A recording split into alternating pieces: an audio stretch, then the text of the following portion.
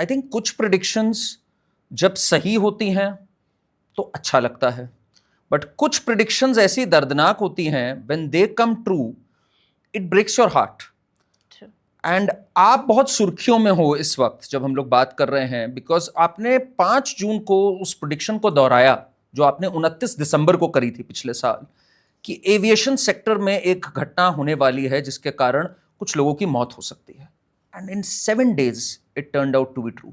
पहली बात तो कैसा एक्सपीरियंस था आपके लिए, and how sure were you when you predicted this? See I said it last year, है ना? आपने लास्ट ईयर ही बताया, दिसंबर नवंबर के आसपास, कि आने वाला साल जो है, कि एक के बारे में मैंने बात नहीं किया। मैंने कहा 2025 में एविएशन में बहुत अच्छी बूम आएगी, बहुत अच्छी चलान आएगी, बहुत अच्छी उसकी प्रोग्रेस होगी टेक्नोलॉजिकली, और अच्छे अच्छे नए एयरलाइंस आएंगे। और इंडिया में अभी 3 लोकल एयरलाइंस और दिवाली के आसपास लॉन्च सच्ची में होने वाला है।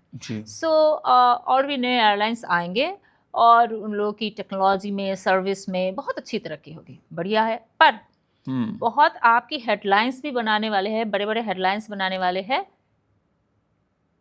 Air crashes. ये मेरी पहली थी कि मुझे ये दिखा कि एक नहीं, ढेर सारे लगातार होंगे, बड़े बड़े होंगे। कि उसके बाद भी नवंबर दिसंबर में 3 दिन में 3 एयर क्रैश हो गई थी, पर यहाँ पे आसपास कुछ नहीं हुआ। कहीं पे चॉपर गिर गया, कहीं पे कुछ हुआ, सब फॉरेन में हुआ है। केदारनाथ में भी अभी चॉपर गिरा, उसके बाद तो हुआ। तो and then I said every time it came in my mind, I said, मेरे ख्याल से 2-3 बार मैंने ये ट्वीट किया है, and last I did the tweet कि देखिए अभी तो गुरु भी आर्द्रा में आ गया है। आर्द्रा इज ए 1 नक्षत्र which is in airy sign, मतलब वायु तत्व वाले राशि में है, जेमिनी में है। और Ardra is a very chaotic, chaos वाला नक्षत्र है। वो थोड़ी थोड़ी डिस्ट्रैक्शन की बात करता है।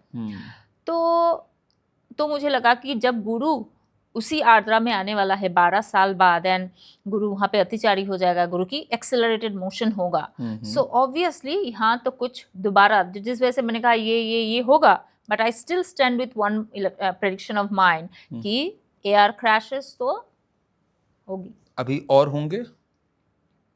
यस, अभी और आपको लगता है? तो जुपिटर आपने जैसे कहा आर्द्रा नक्षत्र में जब आएंगे, तो वो कब आने का है उनका?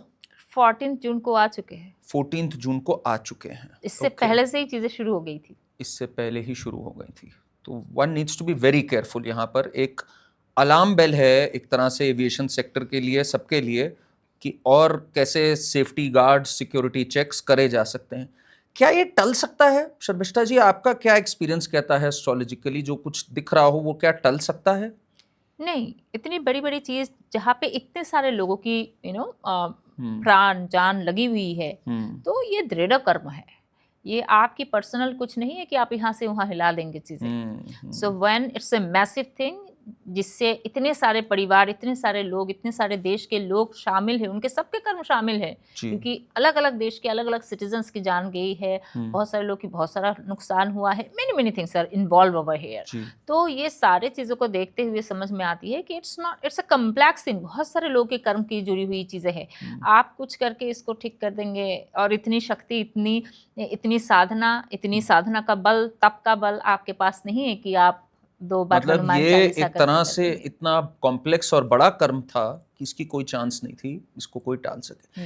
आमतौर पे जब आप प्रेडिक्शंस करते हो, आपकी तो वैसे expertise is geopolitical and expertise is world का पूरा देखना, इंडिया का पूरा देखना, मैक्रो लेवल पे देखना। पर अगर एक आम आदमी है, उसके जीवन में मान लीजिए होता है कि वो एक्सीडेंट प्रोन है कुछ दिनों बाद या कुछ समय पे, क्या वो कुछ प्रिकॉशन लेके उसको ठीक कर सकता है, बच सकता है? कैसे होता है? एक आम आदमी के हाथ में कितना होता है, मैं अगर पूछूं? ये तो बहुत अच्छी सवाल है।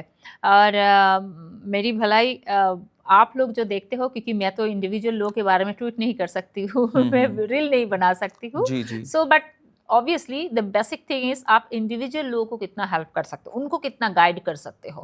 सो अगर दिखता है मुझे किसी इंसान की हाँ इस टाइम में कुछ इंजरी आना है, कुछ हेल्थ इश्यूज है, कुछ है, तो ये जब हम गाइड करते हैं कि यहाँ से यहाँ आपकी बड़ी परेशानी है जी है ना, कुछ हेल्थ इश्यूज आ जाएगी, कुछ एक्सीडेंटल कुछ होना है, सो हम ज़्यादा से ज़्यादा क्या बोलते हैं कि हाँ ठीक रहिए आप यहाँ, ये थोड़ा रेमेडी मतलब क्या, भगवान जी के ही नामगान कर सकते हो, क्योंकि आपके कर्म को चेंज करना, आपके जो कर्म के फल को चेंज करना, अगर आपका एक्सीडेंट होता है दैट इज योर कर्मफल, आपके कर्मफल को चेंज करना मेरी और आपकी बस की बात नहीं है, भगवान जी के पीछे आपको एप्लीकेशन लगाना पड़ेगा।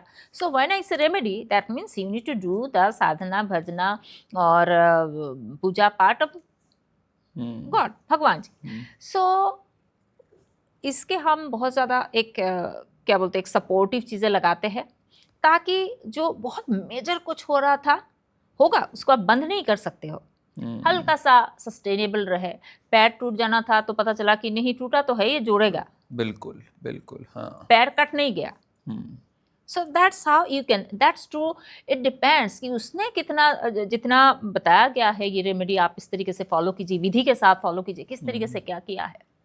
और कुछ कुछ चीज़ें हमें लगता है कि नहीं ये, क्योंकि कुंडली देख के समझ में आता है ना कौन सा दृढ़ कर्म है, कौन सा फिक्स्ड कर्म, कौन सा मिक्स कर्म, कौन सा अदृढ़ कर्म, तो देख के पता चलता है कि नहीं ये आप चेंज नहीं कर सकते हो, ठीक है भगवान का नाम लीजिए, बाकी तो उनके ऊपर है, कुछ होना ही है।